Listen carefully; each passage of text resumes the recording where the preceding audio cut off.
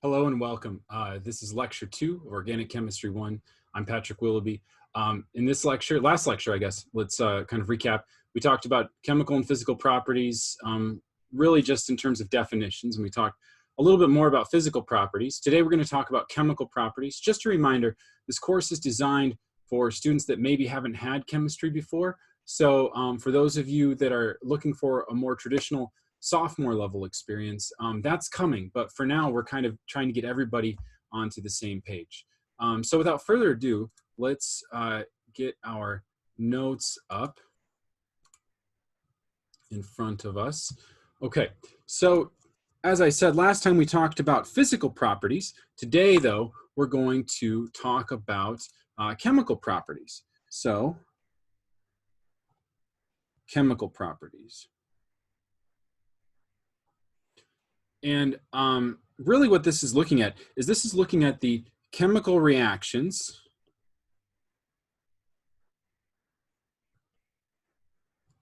that our matter is capable of.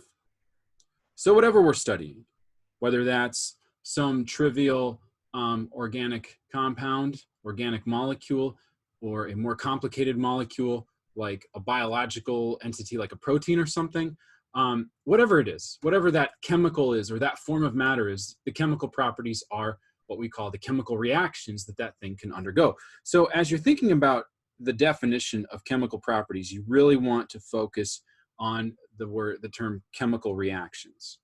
Okay, so let's think about an example of this. The combustion of methane. Combustion is a great reaction to start with, a great chemical property of a system to look at first. And that's because it's fairly repetitive, and it's super important as we kind of think about energy and really climate in the future. Okay, so the combustion of methane. So methane is probably a newer term to most of us. So methane is a chemical.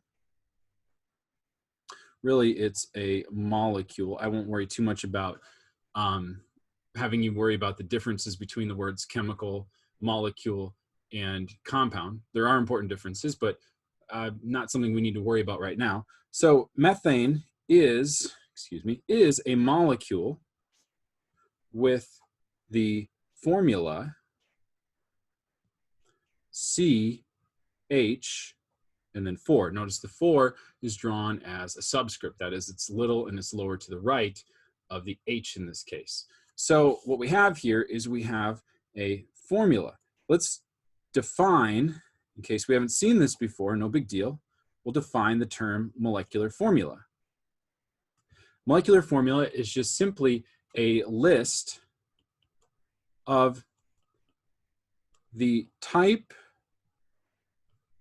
and number of elements in our matter that we're studying. So I know the word matter is kind of weird here. You maybe want me to say molecule, compound, chemical. All of those are fine and probably better. But I'm trying to avoid us having to worry about kind of knowing the definition of those terms, as I mentioned just a minute ago. So it's a list of the type and number of elements. So elements come back to our periodic table. And in upcoming lectures, we'll talk about the periodic table that we'll actually use in this class that I would recommend using as you solve problems and work on tests and that sort of thing. But I mean, periodic tables are everywhere. Google search them, you'll find so many images. So what CH4 is showing us, what CH4 is showing us is that we have two types of elements. C, which is carbon, and H, which is hydrogen. So these two elements make up methane. Further, we have the number 4 listed next to the hydrogen. And because it's subscripted, or lower right of that hydrogen, we say that that is the number, number of hydrogen atoms. The number of hydrogen atoms. Okay, I'm going to skip to the next page. Feel free to pause. Okay, I introduced a new term, and that was atoms. We're going to be talking a lot about atoms in upcoming lectures, but for now, we'll say these are the individual elements within our, I'm just going to go ahead and start using the word molecules because that's mostly what we're going to be looking at. So atoms are the individual elements within our molecules, could be compounds, any type of matter. Okay, so atoms. Atoms have, these are the things that have, they're made up of many subatomic particles, it turns out. I'm going to simplify things a bit just to keep the discussion going. So they're made up of protons, neutrons, and electrons. Okay, so protons, neutrons, and electrons make up atoms. Atoms are the individual elements that make up our molecules. So really, I could be using atoms and elements interchangeably. I'm going to try to be careful and use elements more often, at least in the early part of the semester. Okay, so we said that we had, in CH4, we've got 4 hydrogen atoms. And there's no number here beside carbon, lower right of carbon. There's no number subscripted carbon. Make note of that. Now what that implies to us is that we have a number that's not super significant to write so often, and that's the number 1. That implies that we have 1 carbon atom. Whenever we have 1 of an element, we decide our formula is a little bit simpler if we don't specify that number 1, we just write the C. I mean, if there's C, there's got to be at least 1. If it was C0, we just wouldn't write the letter C. So no number means 1 carbon atom. So CH4 has 1 carbon atom and 4 hydrogen elements. CH4, or methane, is made up of 5 elements total, 4 of which are hydrogen, 1 of which is carbon. Okay, so hopefully that's somewhat clear, but that's where these formula come from. We're going to see the formula quite a bit. So CH4 is a specific type of formula. So CH4 is the molecular formula of methane. So we said methane, this name with English letters and makes an English sound, I guess. That is the name of this compound, but its formula, that is the listing of the number and types of each of the elements, is CH4. So kind of differentiating those two things will be very helpful. CH4 is the molecular formula. Now let's highlight that. That's a new term. A molecular formula is the listing of all elements in our matter, let's say. Okay, whatever matter we're studying. So CH4 is a listing of all of the elements. Why did I have to, and really this is going to focus on molecules. Why did I have to add this extra term in front of the word molecular? Why is that important? Well, there's another term, and that's called the empirical formula. Now, the empirical formula, I'm going to give a pretty standard definition of it, but then I'm going to tell you what it actually means to us studying molecules in the classroom. So the empirical formula would be the formula. So with formula, I mean listing and number of each, listing of the types and the number of each of those elements that make up the matter of interest that we're studying. So empirical formula is the formula that we would obtain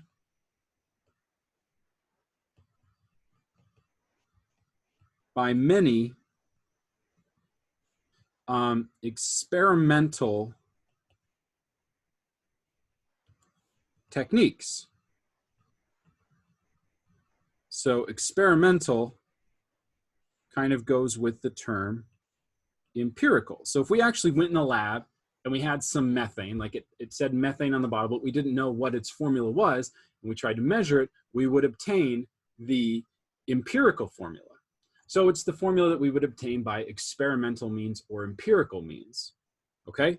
But what this means to us is there's a bit of a different definition, and that is the empirical formula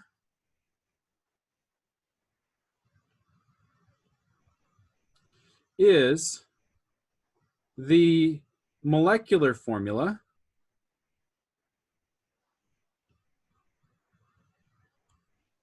divided by a common denominator. Uh-oh, I'm going to run out of space. Apologies. Denominator. Denominate. Goodness. Let's just clean this up. There, a common divisor. Let's change page and we'll cover this again. So empirical formula, what I'm trying to say is the empirical formula is the molecular formula divided by a common denominator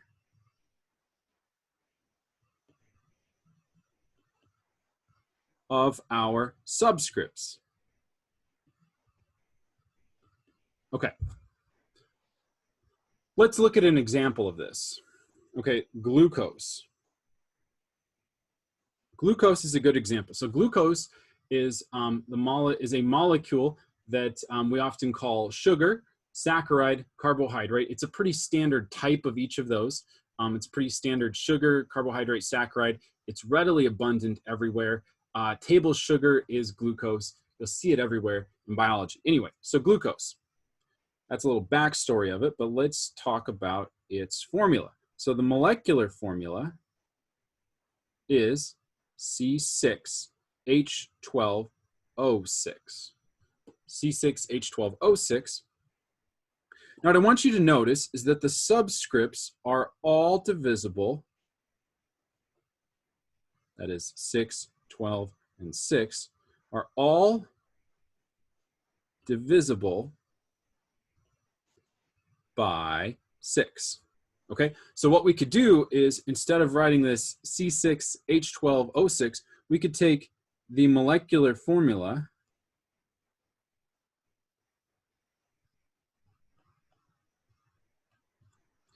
divided by 6. Where did the 6 come from? It's a common denominator. And that's going to give us our empirical formula,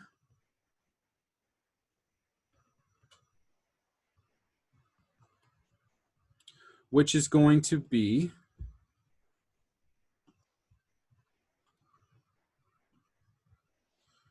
CH2O. CH2O. Okay, so what I'm saying is that glucose, truly, if you take a glucose molecule, it has 6 carbons, 12 hydrogens, 6 oxygens. C6H12O6. In case you didn't know, O was oxygen. But if we went in the lab and we tried to measure what its formula was, under many standard analytical techniques, we would get a formula of CH2O. The correct ratio of the elements would be intact, but the absolute number of each of those elements would be incorrect. So within empirical formula,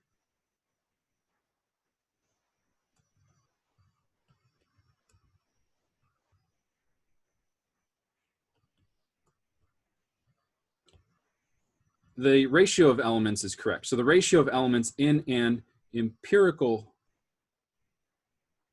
formula is correct.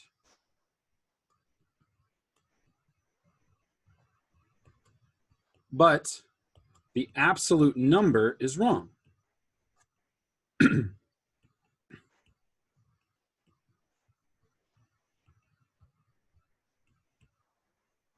Okay, the ratio is correct. The absolute number is wrong. Now, you might be like, well, if it's wrong, why is it useful? Remember, standard analytical techniques, this is what we had useful or available to us for a long time, us as chemists, that is. We got better. Certainly, there are instruments that we can just inject samples on, and they will tell us exactly what the structural formula is. It's quite impressive, but for a while, we didn't have that. Now, you might notice some issues with this. The empirical formula doesn't seem all that useful because it's not correct. Maybe we get some hints of the structure, but here's an issue. There's an issue with this, and that's coincidental matches.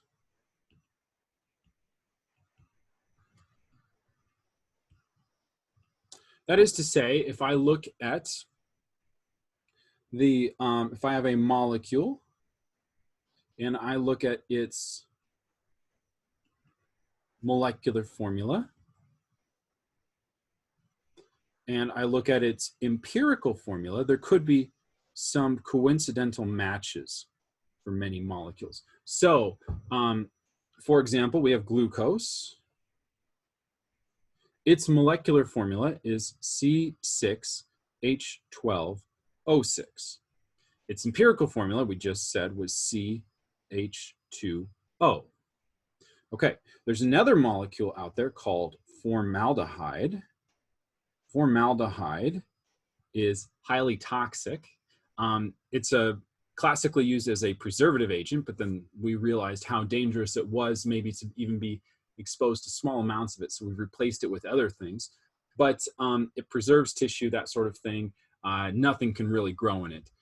So if you don't have bacteria growing in some dead tissue, it can't be digested and it's preserved. Okay, so formaldehyde has a molecular formula of CH2O. Now maybe you want to pause for a second and think, what's the empirical formula of formaldehyde? So remember, the empirical formula, we're going to take each of the subscripts below the numbers and divide them by some common denominator, some common divisor, so we only get whole numbers.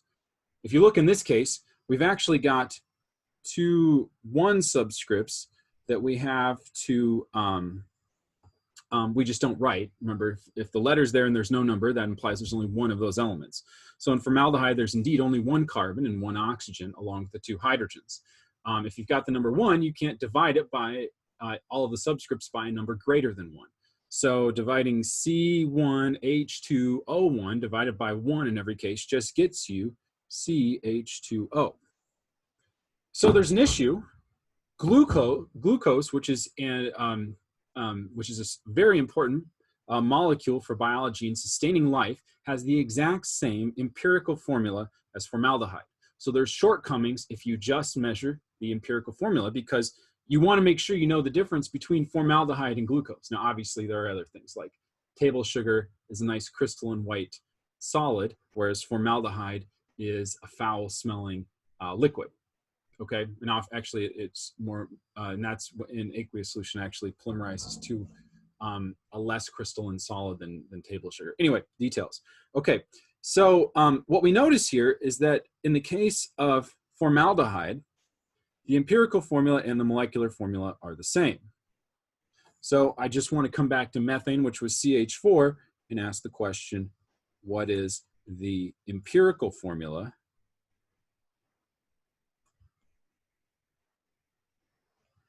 of methane, which again we said was CH4. Okay, just giving you a second. You can always pause. All right, so CH4, once again, just like with formaldehyde, we've got a 1 subscript and we can't really divide any more than that. So CH4 stays as CH4. Okay, you know, there are other examples of situations like this where the empirical formula and the molecular formula are the same. It's actually quite helpful when that's the case in terms of classical analytical techniques. Honestly, though, we can move on to more sophisticated analysis and really get a good idea of what the actual molecular formula is. Okay, so we're going to move on now to a new topic, and this is going to be combustion reactions.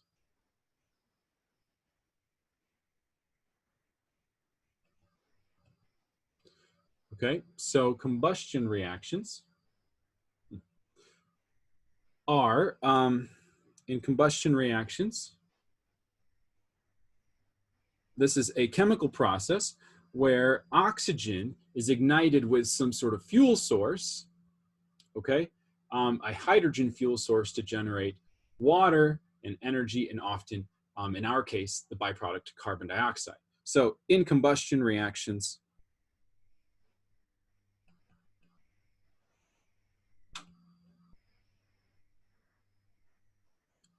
O2, which is oxygen as you find it in nature, or what we call molecular oxygen, is ignited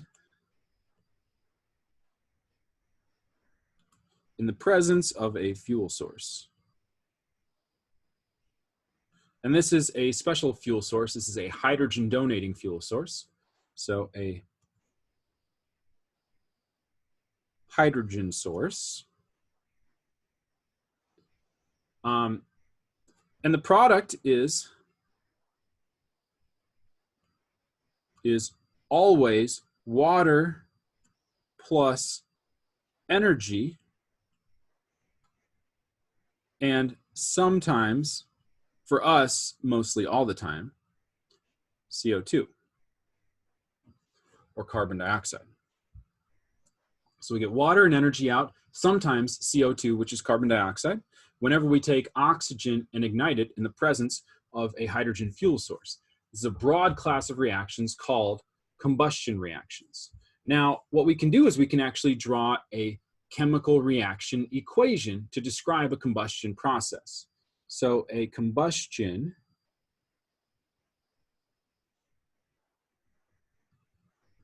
chemical reaction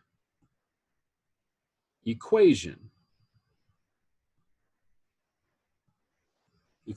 Okay, so what we do here, it's actually, in my opinion, compared to all of the equations I've studied, as you know, when I was in your shoes being a student, this is kind of the least formal in a lot of ways. There's no equal signs. Instead, there's just some arrow indicating the direction that a process can go. And sometimes, as you know, there are a couple arrows.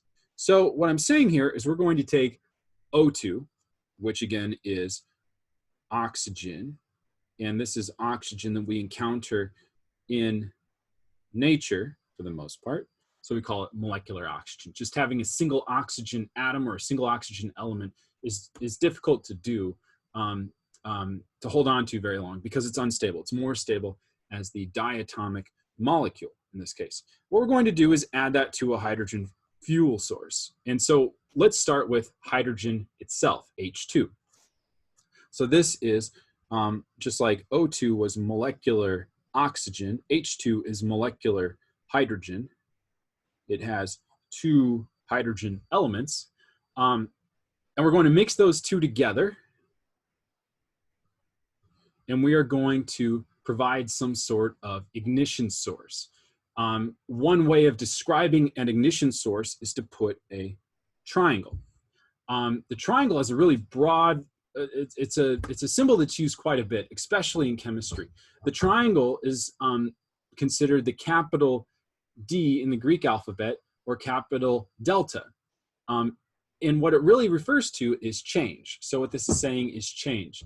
Now, when we put a triangle over an arrow, this tells us that we are going to mix two things together. In this case, oxygen and hydrogen. And then the triangle says we're going to change the energy of the system.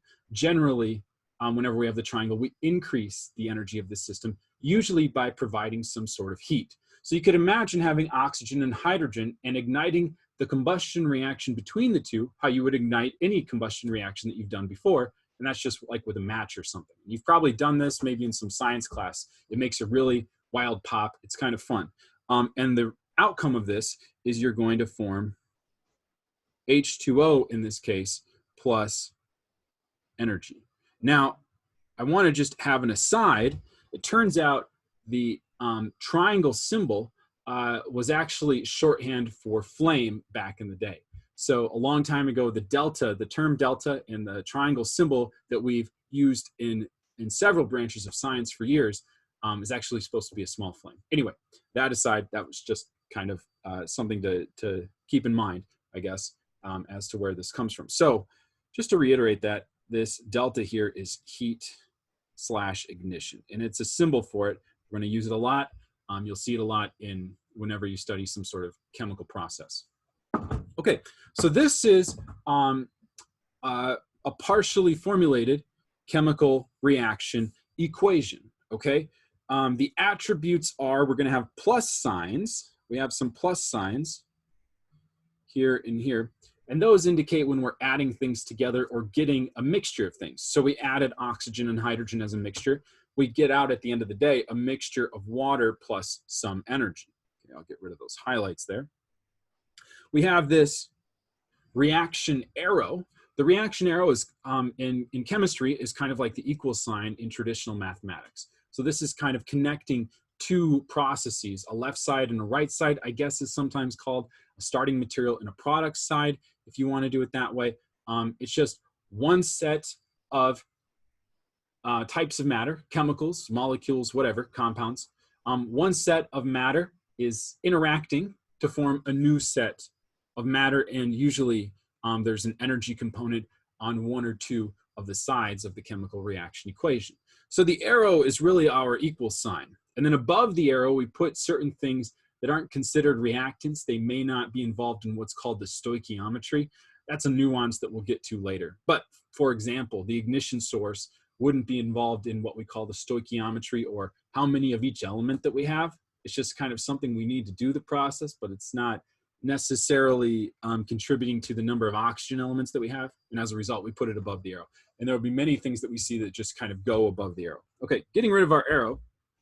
So we have a chemical reaction equation. Now, I said this was a little bit half-baked, not quite there. And the reason why is we can't forget about one of the most important physical principles of all, and that's the conservation of matter and energy.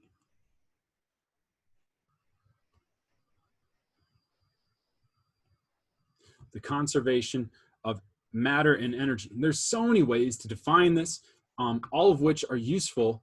Remembering that you all will probably take some physics. I'll just be a little bit shorter in our definition. And I will basically say that because of the law of conservation of mass, matter, and energy, sometimes this is mass instead of matter, because you cannot, because this law, what this law says is that you cannot create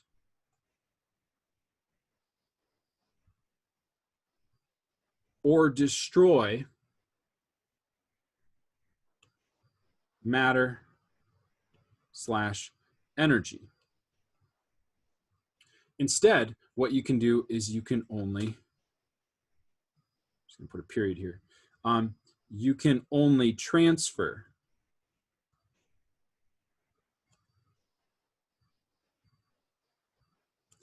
matter / energy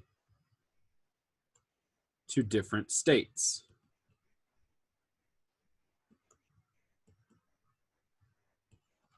Now, and it helps if we keep this kind of simple, if we focus on some of the processes that are practical for us, right, on planet Earth, for example. So one example that might be less practical is worrying so much about annihilating matter and antimatter and that sort of thing. Let's just think instead about when we're looking at the matter or the mass of a system, let's just think about we can't destroy elements. Okay, we can't destroy elements. Let's stick to that. That'll help us get started in what we call balancing chemical equations. So recall I called this the mixture of oxygen and hydrogen, and then using the arrow to get to water and energy. I called that an equation. There's no equal sign and that sort of thing. What's underlying our chemical reaction equation is the law of conservation of mass or matter and energy. Okay, using that and knowing that exists as a law, a physical law, this becomes an equation because the number of elements on one side must equal the number of elements on another side. Okay, so we've got a left side and we've got a right side. The number of elements on either side must be equal. So if we look at this though, let's draw this again. O2 plus H2 equals H2O plus energy. Now, if we look at the elements on the left side, we've got 2 times oxygen plus 2 times hydrogen. And this goes to 2 H's and 1 O. That looks like a 10. Put a 1 times O. Okay. Well, according to the conservation of matter and energy, we can't start with 2 oxygens and end with 1 oxygen. Okay, that's an issue. So we've destroyed matter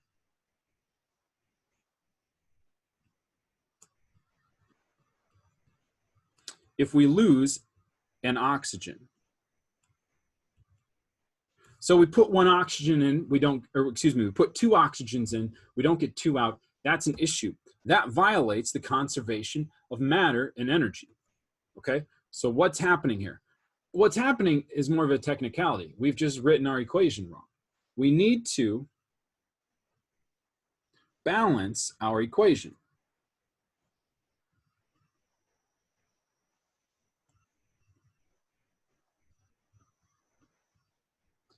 Okay, so very important skill. We need to balance our equation. And by balance, I mean we need to add molecular coefficients to our reactants and products. So the reactants and products, these are our forms of matter, our molecules, or our chemicals on the left and right side of the equation. Okay, so what does this look like? What we're going to do is we're going to add numbers to the front of our compounds, our forms of matter, to make sure that the number of elements balance.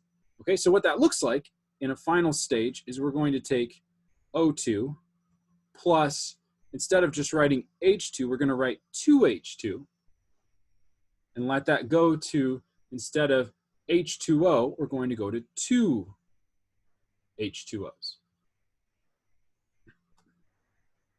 I'm going to put a triangle for my ignition source, or a delta, as I should more correctly say. Now what this does is we're going to use this 2 to say for each of these reactions, we're going to have to use not 2 hydrogen elements, we're going to have to use 4 hydrogen elements.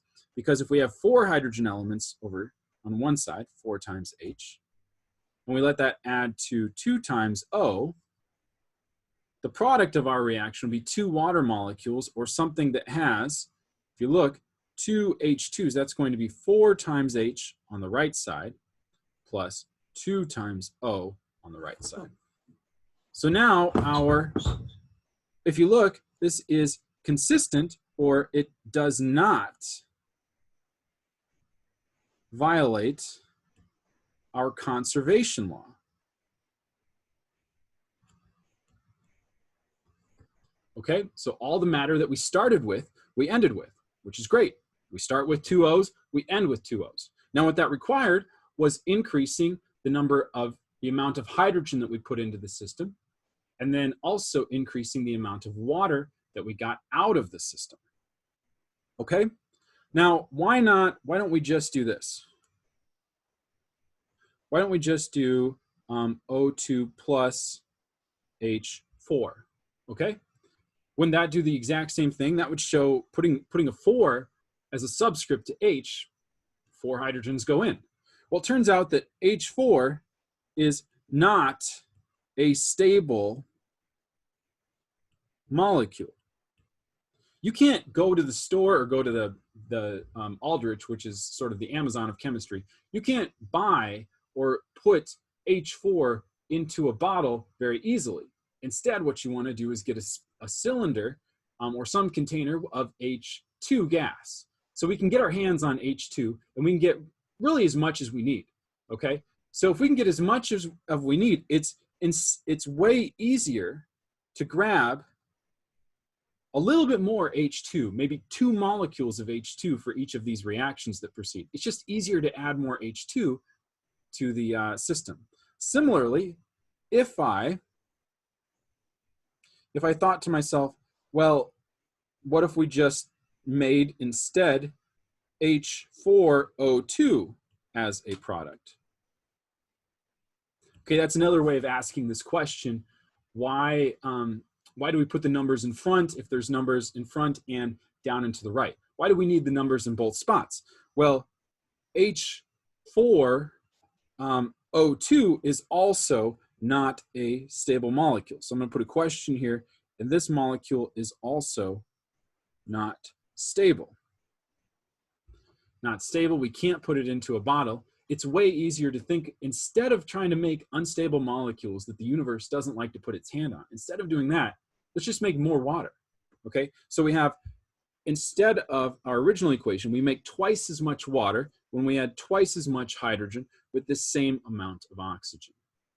So the coefficient goes in front of the molecule to tell us how many of each type of these molecules we're going to use, and the subscript down and to the right of each element tells us how many of each type of element make up that molecule.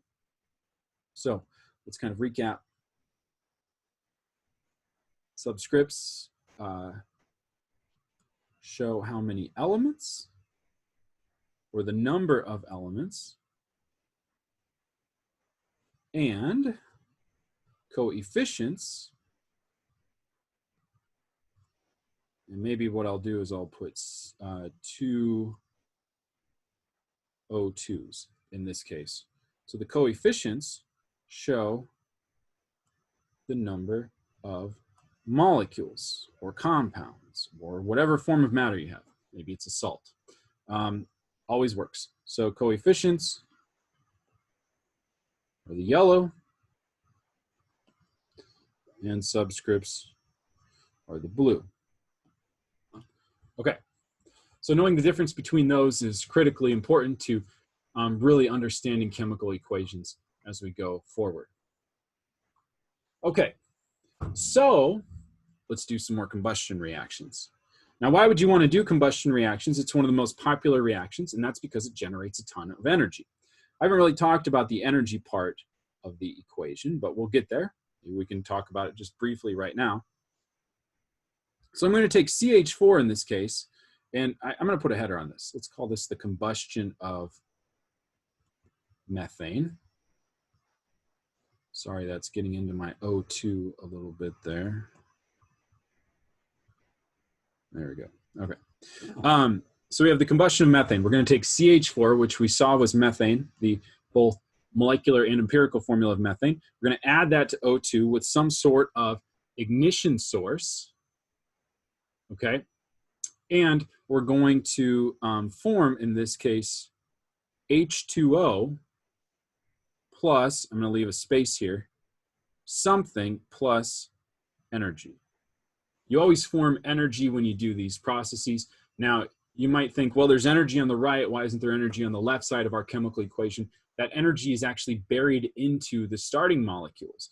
The O2 and the hydrogen fuel source have energy buried into it that's potentially could be unleashed. And that word potential is important. It could be unleashed and used for movement energy and that sort of thing. That's why you put gas in your car. We do combustion reaction on the gas. The gas has stored in that liquid chemical a lot of energy that we can use to move cars. Okay, so I said that we want to leave a little space in this combustion chemical reaction equation, the combustion of methane, and that's because we have a new molecule that's being generated. If you notice, if we have a carbon in CH4, a carbon in one of our starting materials, we need to have a carbon in one of our products. And in this case, we're going to form carbon dioxide, or CO2, as our product. So this is carbon dioxide.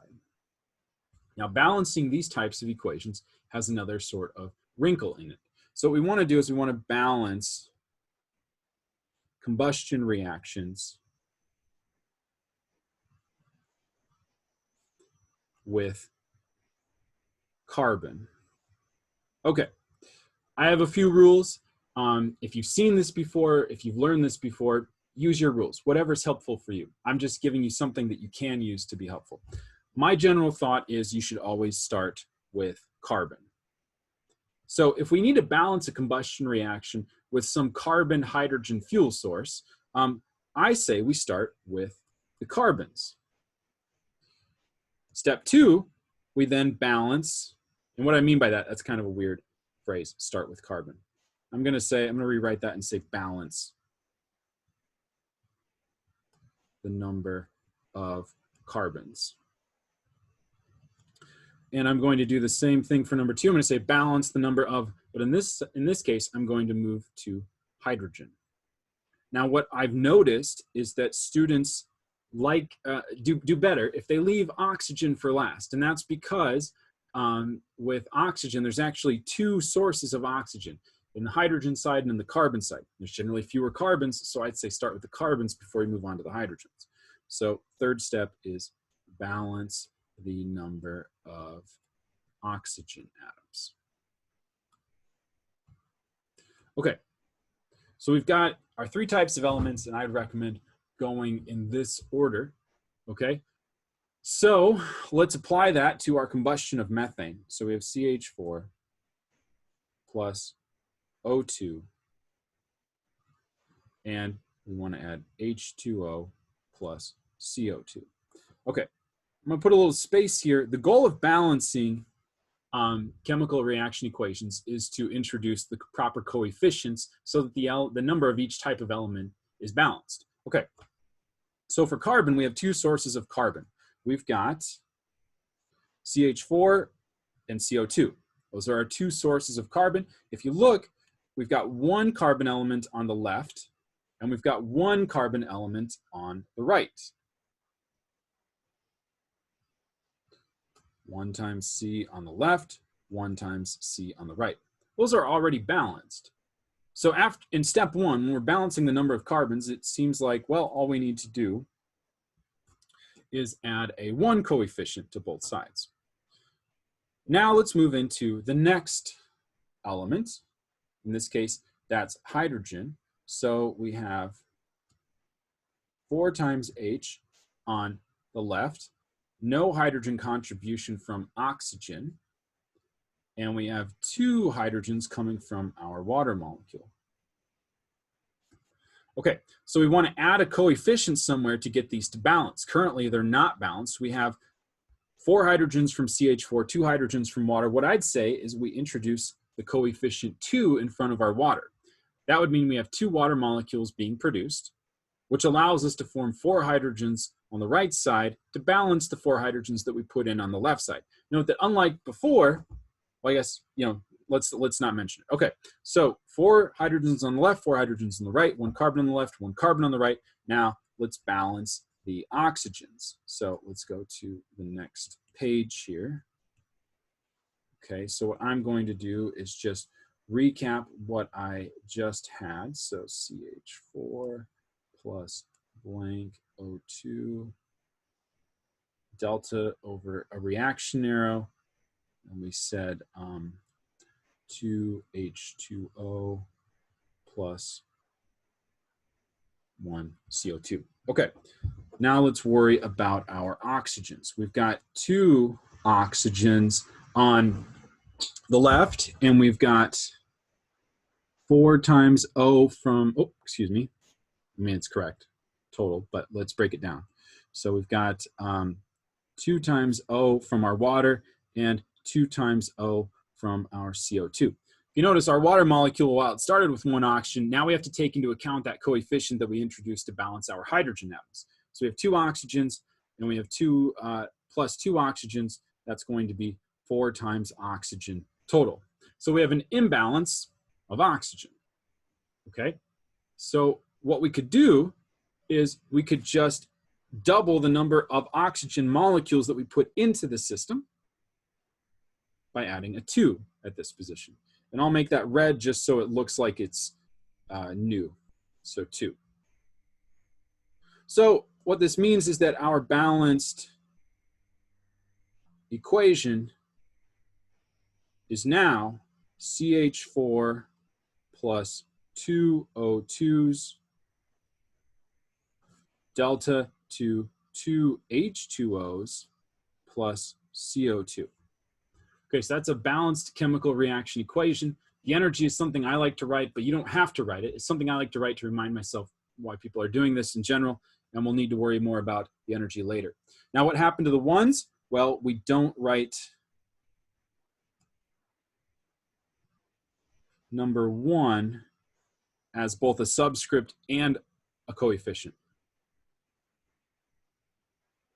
So as a subscript and a coefficient.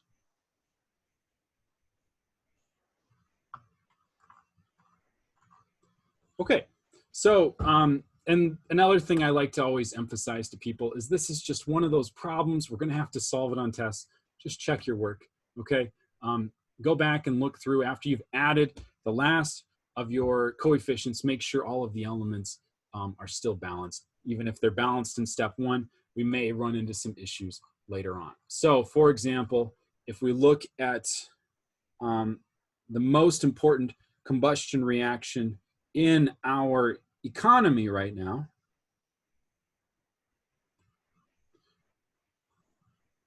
in our energy economy, in our automobile economy, let's say it that way, because really the combustion of glucose is what gets biology to go, and combustion of many biological molecules. Another day. Okay, so combustion reaction of octane. So octane is the stuff that we put in our car. Okay, it turns out that we can actually get a sense of what the molecular formula is of octane from its name. It was named octane for a reason. It has 8 carbons. So it's C8H18. And we're going to do a combustion reaction. So for all combustion reactions, we have our hydrogen fuel source added to oxygen. We have our chemical reaction arrow, along with a delta to imply we're going to ignite this mixture of octane and oxygen to form CO2 plus H2O. Okay, so let's go ahead and balance this now. So I said let's start with carbons. I'm going to add some blanks here. So we start with carbons. In octane, we have 8 times carbon from our carbon hydrogen fuel source, and we have 1 times carbon from our carbon dioxide product. So before we had methane, which just had 1 carbon in the starting material, 1 carbon in the product. Now we're going to create a whole bunch of carbon dioxide byproducts. In fact, 8 molecules of carbon dioxide will be generated for each molecule of octane that's burned in this combustion process. So I'm going to put an 8 at our CO2 and a 1 at our C8H18, which I should label as octane. I know I use my words, but let's connect it with arrows. Okay, so we've balanced our carbons. I think that's always the best place to start. Now we're going to move to the hydrogens because that's only shows up in one place on the left and the right side of the equation. So using this 1 subscript, we have 18 times H from octane. No contribution of hydrogen comes from oxygen. We go over to the right side of the equation. Carbon dioxide I wrote first. It doesn't matter which one you write first. I chose carbon dioxide this time. It has no hydrogen, so it's not making a contribution to balancing that. But we only have 2 hydrogens from our water. Okay, just like introducing a coefficient would hammer the or would increase the number of carbon atoms on the right side from 1 to 8, we could increase a coefficient in front of our water molecule we could add a coefficient in front of water to increase the number of hydrogens, in this case from 2 to 18. The number that would do that is 9. Because if we had 9 water molecules, each individual water molecule having 2 hydrogens, that would take us from 2 hydrogens at the start up to 18, because 2 times 9 is 18. Okay, so our hydrogen atoms are balanced. Okay, what should we do about oxygen? So with oxygen, Now we have 2 oxygens on the, from oxygen on the left side of the equation. We have 16 times oxygen from our carbon dioxide, and that's because we introduced the 8 coefficient first. And we have 9 times O from our water molecule, because again, we introduced that 9 coefficient to make sure that we had enough hydrogens. So 16 plus 9 is equal to 25. So we have 25 oxygen atoms on the right. How about on the left? We only have 2. Okay, so what we should do is add a coefficient to increase from 2 up to 25. Okay, 25 is an odd number, so if we wanted to add a coefficient that would evenly get us from 2 to 25, we would have to add the number 12.5. That's not a whole number. Now that poses an issue. So I'm just going to give you a second to recognize that 2 times 12.5 is equal to 25. We have a balanced number of oxygens, but we've done something incorrect. We cannot have half coefficients. The molecular coefficients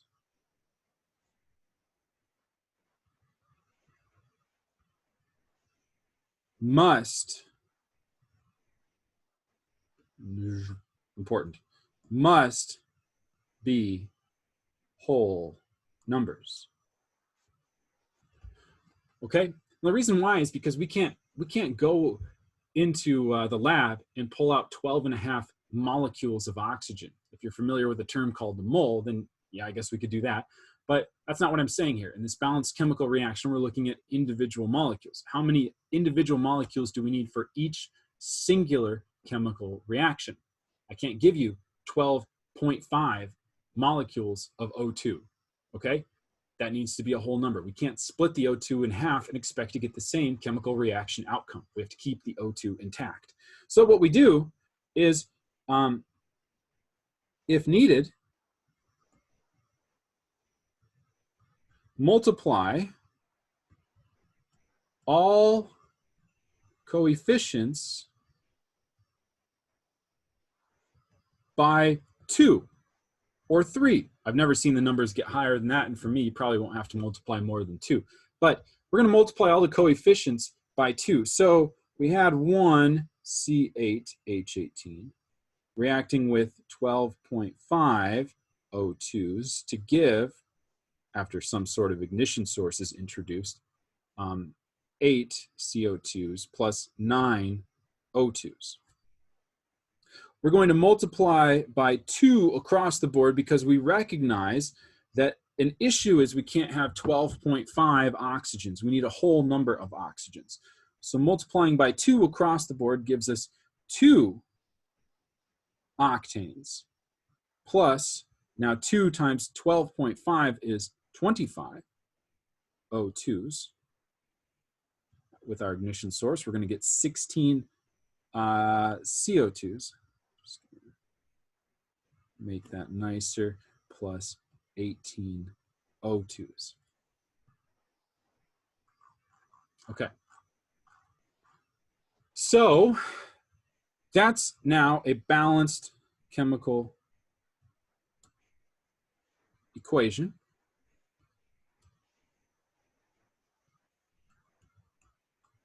And I believe that's a great place to stop. Okay.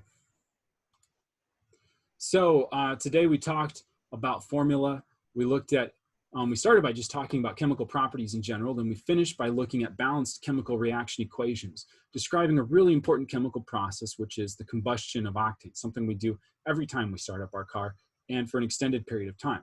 Hopefully those of you that are kind of worried about the carbon dioxide levels, which probably is most of us at this point, recognize that octane's nice because it's a nice energy source, but it provides a lot of carbon dioxide every time that we do a single combustion reaction of it. Okay, so those are hopefully some of the insights that we can glean. Something I just want to keep reminding everybody of is it's still early in the game. So if you're watching this and you're like, you know, I know how to balance these reactions, I learned that in high school AP, just remember that's not the case for everybody. And, you know, fortunately with this lecture format, you can always feel free to skip ahead or make me talk fast and write faster. by kind of increasing the playback speed. Okay, hopefully you enjoyed that, and I'll see you next time.